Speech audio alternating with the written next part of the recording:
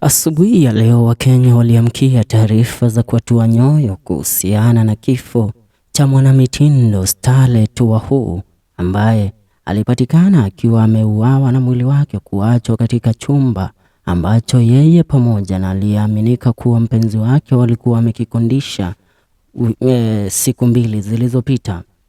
Wahu ambaye inaaminika ni dadake kasisi tajika nchini Kenya, Pastor Victor Kanyari, amepata kuzikwa leo, kuacha Wakenya wakiwa na maswali tata, maana Wahu amezikwa haraka sana kando na dini na desturi za Kikristo.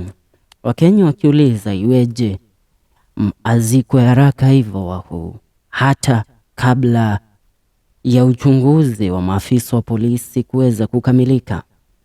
Mtaniruhusu nibadili ndimi kidogo niwaletee kisaiki ambacho kimepata kuchapishwa kwa lugha ya King'eng'e.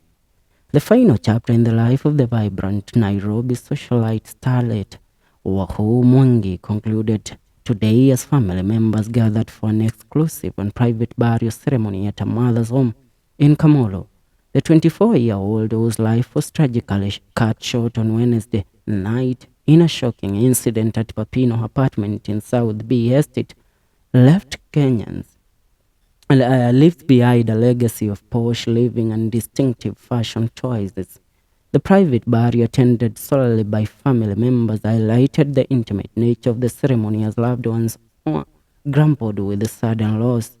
Starlet Wahu Mwangi was not only the sister of prominent city preacher Pastor Kanyari, but also the daughter of controversial self-proclaimed prophetess Lucy Duta, known for a vibrant lifestyle and expensive fashion sense. The news of her untimely death sent shockwaves through her extensive network of friends and followers. The circumstances surrounding the incident have fueled speculations and discussions among Kenyans, with diverse reactions emerging. Online commentary following the burial ceremony reveals a mix of emotions and inquiries from the public. Some expressed surprise at the speed with which the burial took place, raising questions about the circumstances leading to Starlet Wahu Mwangi's demise. The mention of suicide, gunshot wounds, or mob justice in online discussions highlight the uncertainty and speculation surrounding the tragic. Now, as Kenyans grapple with the abrupt end to a life that embodied glamour and style, the burial ceremony becomes a focal point for both mourning and inquiry. The socialized departure leaves a void in Nairobi's social scene, prompting reflection on the transient nature of life, the impact of sudden loss, and the need for compassion in the face of tragedy. Kulingana na chapisho la Cyprian Nyakundi, burial of popular Nairobi fashionista Starlet Wahu Mwangi has just concluded. The private ceremony was attended exclusively by family members. Now, these are the comments. Elon Nox says, ukikufia kwa lodging with such a horrible scene and a messy environment, there's nothing to be celebrated about you. Unafaa kutupwa hivyo, usiletee familia aibu. Duncan says they should just teach you guys that life means something when you are only alive. Titi la bwana anasema ama ni sacrifice, mbona mbio hivyo? Mwingine hapa anasema life of Mr. Makonde. Kwenye anasema that was fast. Joseph anasema jameni, amezikwa mbio kama hizi mbuzi ziliumwa na that poisonous venomous snake bwana.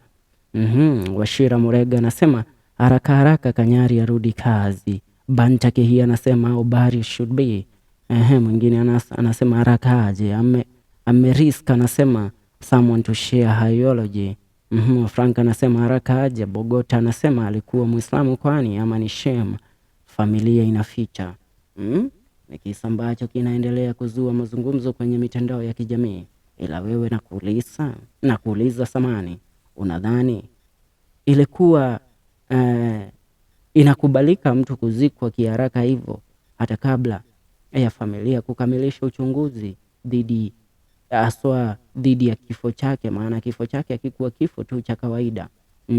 Maoni yako kwenye comment section, tutashukuru sana kulingana na kile ambacho utapata kukisema kuhusiana na story hii ambayo kwa sasa ndio inagonga vyombo vya habari.